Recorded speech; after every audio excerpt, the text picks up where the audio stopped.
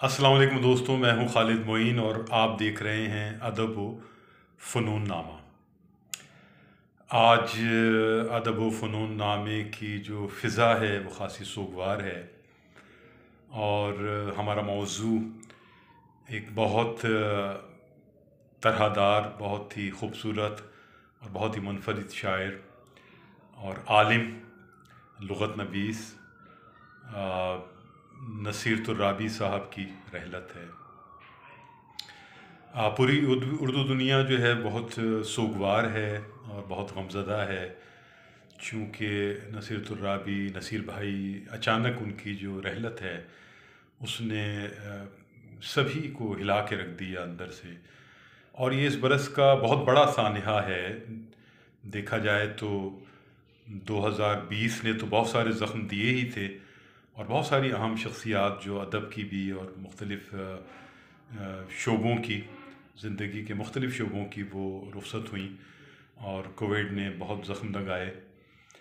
लेकिन ये जो नया बरस शुरू हुआ और इसमें एकदम जो ये रहलत हुई है कल बरोज़ इतवार, तो इसने तो बहुत ज़्यादा एक सदमा पहुंचाया और पूरी उर्दू दुनिया जो है वो शौक में ही है।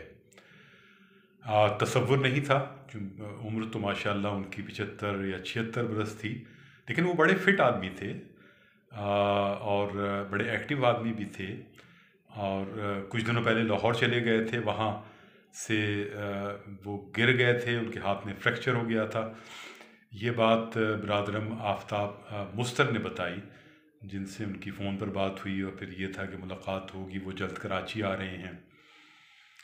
तो कराची तो वो आए, लेकिन कराची आने के फ़ौरन ही बाद उनकी रहलत हो गई और अचानक हुई। तो अब ये एक ज़ाती नुकसान भी है एक सतह पर। नसीर तुर्राबी साहब जो हैं उनके ज़ाहिर है कि पूरी ज़िंदगी उनकी कराची में गुज़री और कराची ही क्या पूरी उर्दू दुनिया से उनके रवाबित थे और पूरी उर्दू दुनिया उनके नाम को और काम को और उनकी शायरी को और उन्होंने जो किताबें लिखी उसमें और फिर उनकी जो दानिशवराना सतह थी, वो सब सूरत हाल जो है पूरी दुनिया ही उनके राब्तों में थी, उनसे करीब थी, उनसे मोहब्बत करती थी। और ये जो उनकी शायरी है जिसका आगाज़ उनके ज़माने तालिब इल्मी में हुआ, जब वो कॉलेज लाइफ में पहुँचे और फिर कराची यूनिवर्सिटी पहुँचे और फिर मास्टर्स किया उन्होंने। कुछ इत्तलात ये हैं कि आईआर में किया, कुछ इत्तलात ये छप रही हैं कि मास कम्युनिकेशन में किया और फिर वो सारी ज़िंदगी उन्होंने एक इंश्योरेंस कंपनी में अफसर ताल्लुक़ात आमा की हैसियत से गुजार दिए, सारी ज़िंदगी गुजार दी। और उसके अलावा भी बहुत से काम किए उन्होंने। एक डाइजेस्ट भी निकाला जमाल सानी के साथ और कुछ काम भी किए, उसमें कुछ खसारे भी हुए, कुछ और भी खाकुड़ी जो भी मसाइल हुए, लेकिन वो बड़े बहादुर आदमी थे। मुश्किल से मुश्किल हालात का उन्होंने सामना किया और मकबूलियत तो उनको बिल्कुल ही अव्वलीन दौर में ही हासिल हो गई थी। रेडियो से भी उनके खासा उनकी पजीराई हुई, जो प्रोग्राम करते रहे बज़्म तलबा में। और चूँकि वो एक बहुत बड़े आलिम दीन, बहुत बड़े ख़तीब अल्लामा रशीद तुर्राबी के साहबज़ादे थे, तो इस एतबार से उनका जो हल्क़ा बाब था, उनके हमअसरों के अलावा उनके बुज़ुर्गों में भी बहुत उनकी क़द्र मंज़िलत थी। जो फैज़ साहब हों या नासिर काज़मी हों या अज़ीज़ हामिद मदनी हों, जितने भी सीनियर्स थे बहुत अहम उर्दू दुनिया के। जोश वली आबादी साहब से बहुत क़ुरबतें उनकी रहीं और वो जोश वली आबादी को उर्दू का चौथा बड़ा शायर समझते थे और इस पर इसरार भी करते थे। तो जो उनके हमअसर थे उसमें ज़ाहिर है कि उबैदुल्लाह अलीम भी रहे, अनवर शऊर भी रहे, सलीम कौसर, जमाल एहसानी, सरवत हुसैन, अफ़ज़ाल अहमद सैयद, परवीन शाकिर और ये जो भी 70 की दिहाई के आसपास के नुमायाँ तरीन लोग हैं वो उनके उनके हल्क़ा बाब में थे। और 80 की दिहाई के जितने भी शोरा थे वो भी उन्हें बहुत पसंद करते थे और वो ख़ुद भी 80 की दिहाई के शोरा को बहुत अज़ीज़ रखते थे। आज़म बेहज़ाद हों, चाहे वो जावेद सबा हों, हुसैन जाफ़री हों, तो मुझसे भी ज़ाहिर एक मरासिम रहे उनके और उन्होंने एक बड़ेपन के साथ वो मरासिम निभाए भी। तो बहुत एक नुक्ता दां और नुक्ता बीं किस्म की शख्सियत थे, और बहुत मोहताज शख्सियत भी थे, और उनके अपने ज़ाब्ते और उनके अपने उसूल थे, मुलाकातों में भी, लोगों से मिलने में भी, और वो फासला भी रखते थे। बहुत सारी एहतियातें उन्हें अपने जो एक बहुत एक बुलंद इल्मी और अदबी और मजहबी खानवादा था उस वजह से भी रखनी पड़ी।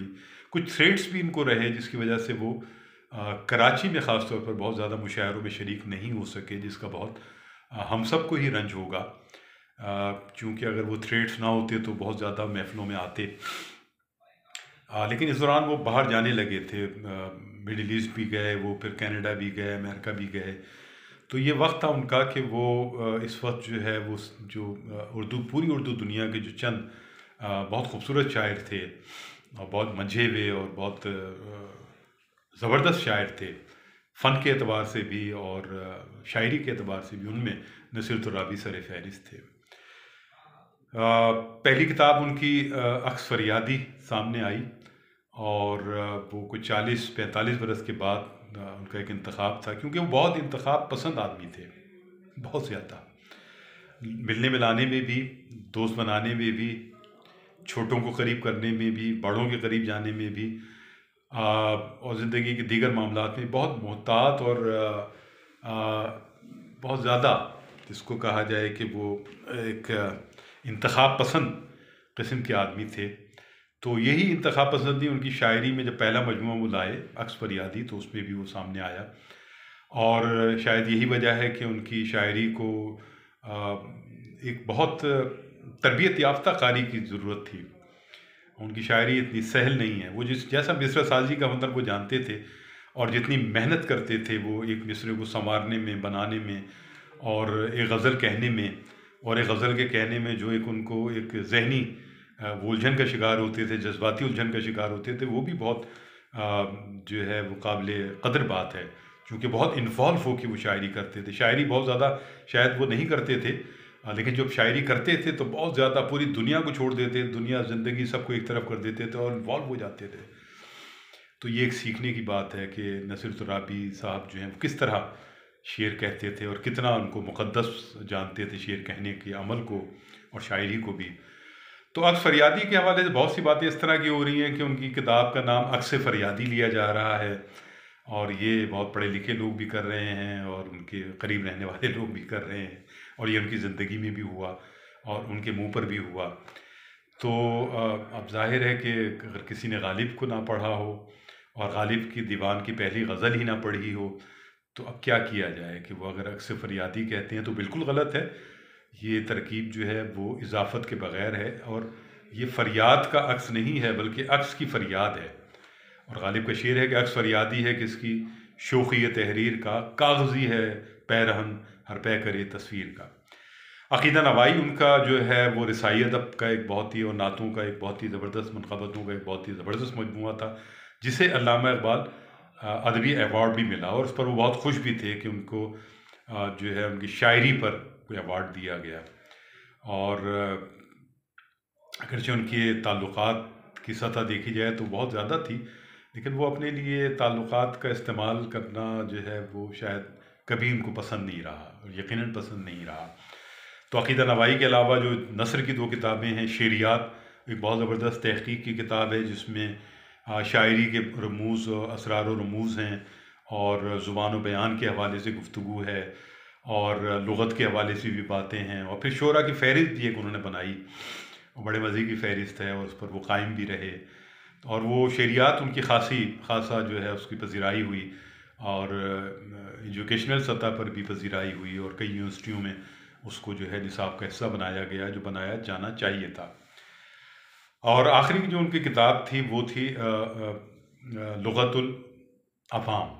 इसको भी नाम गलत लेते हैं लोग, लेकिन ये लुग़तुल अवाम थी, जिसमें स्लैंग्स को जो है बरता गया, और बहुत से ऐसे लफ्ज़ जो बाज़ार में इस्तेमाल होते हैं, लोग इस्तेमाल करते हैं, आम लोग इस्तेमाल करते हैं, उसको उन्होंने बाकायदा एक लुग़त का हिस्सा बनाया। और ये काम इससे पहले भी ज़ाहिर हुआ, लेकिन उन्होंने अपने अंदाज़ में किया नसीर भाई ने, और भी कुछ तहक़ीक़ी काम कर रहे थे, और वो हम सफ़र था, मगर उससे हम नवाई न थी। ये वो गज़ल थी ये वो गज़ल थी जिसने उन्हें नौजवानों तक पहुंचाया, आवाम तक पहुंचाया, बहुत बड़ी सतह पर पहुंचाया।